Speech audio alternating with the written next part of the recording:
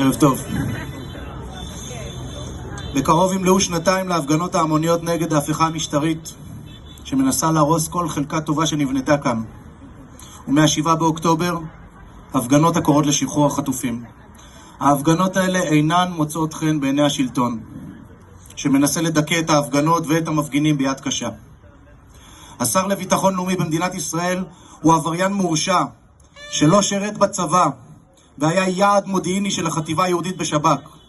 טיפוס שהיה שייך לשוליים הסהרוריים והיום יושב בממשלה. זהו השר שמופקד על המשטרה.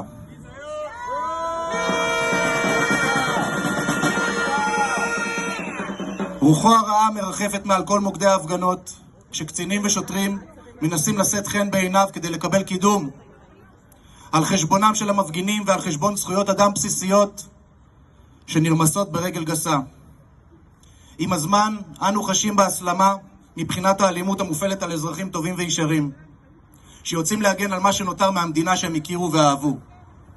המפגינים חוד החנית של החברה הישראלית, אנשים ערכיים ואכפתיים ששירתו בצבא ביחידות מובחרות וקרביות, תרמו למדינה, יוצאים שבוע אחר שבוע להפגין וזוכים בתמורה להידרס על ידי פרשי משטרה לסילוני מים ובואש ממכתזיות שמופעלות בניגוד מוחלט לנהלים, לשוטרים אלימים שמול עשרות מצלמות תוקפים אותם באלימות בלי להתבלבל, לפגיעות בגוף, ברכוש ובנפש. אין משטרה בישראל. את זה אמר רונן בר, ראש שב"כ. יש פה משטרת בן גביר. ראינו כולנו את המפכ"ל החדש, שעם כניסתו לתפקיד לא התחייב לפעול במסגרת החוק ולציית לייעוץ המשפטי. את הניסיון הנואל שלו להזיז את יועמ"ש המשטרה מתפקידו כי לא יישר קו עם רוח המפקד, רוח שמצחינה יותר מהבועה שלהם. את מפקדי המחוזות והמרחבים שנותנים הוראות לקצינים הכפופים להם לעצור מפגינים, גם אם המפגינים לא עברו על שום חוק. בושה!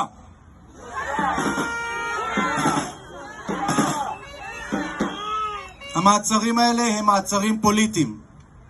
כל תפקידם בעולם הוא לנסות להפחיד אזרחים ולגרום להם להישאר בבית, במקום לצאת להפגין נגד הטירוף שמתחולל פה. מדי שבוע מגיעה המשטרה עם בקשות הזויות להארכות מעצר של מפגינים שנעצרו בלילה. ומדי שבוע בתי המשפט מגלגלים את המשטרה מכל המדרגות ומשחררים לנו את המפגינים במקום. הפארסה הזאת מתרחשת זמן רב מדי. מכל התיאורים האלה כולכם הייתם אמורים להיבהל וללכת הביתה.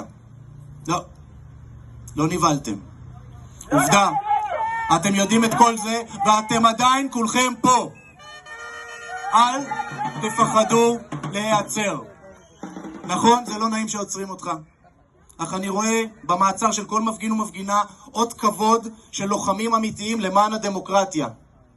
יש לכל עצור ועצורה את הגב המשפטי החזק והמקצועי של מערך עוטף עצורים, שמורכב מעורכי דין פליליים, ותיקים ומנוסים, עורכי דין לענייני תעבורה שמטפלים בדוחות המופרכים שמחלקת המשטרה למפגינים, ובצד האזרחי מעטפת מיומנת ומקצועית של עורכי דין מהפירמות הגדולות במשק.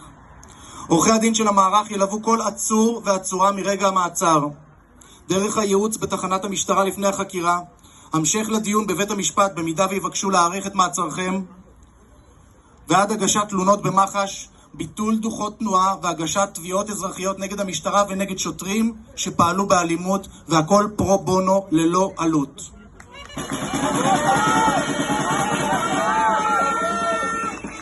אני אומר לכם בגאווה לא מבוטלת שיש למערך שלנו סטטיסטיקה פנטסטית של הצלחות בשחרור מפגינים. אנחנו מנצחים את המשטרה בכל הקרבות שלנו בבתי המשפט.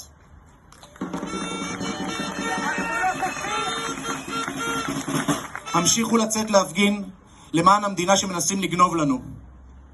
זו לא רשות, זו חובתנו, כפי שאמר אדם שקשה היה לכנותו שמאלני, דוקטור יוחנן בדר, חבר כנסת מטעם תנועת החירות והליכוד. חיללה הרשות את זכויות האדם והאזרח, וגם הערבויות החוקיות חדלו למעשה מלהיות מגן לו, יהא המרד לזכות ולחובה לעם וכל חלק בקרב העם.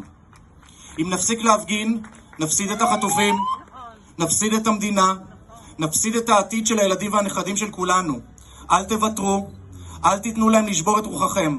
נמשיך להילחם עד שיהיה פה טוב, עד הניצחון. תודה רבה.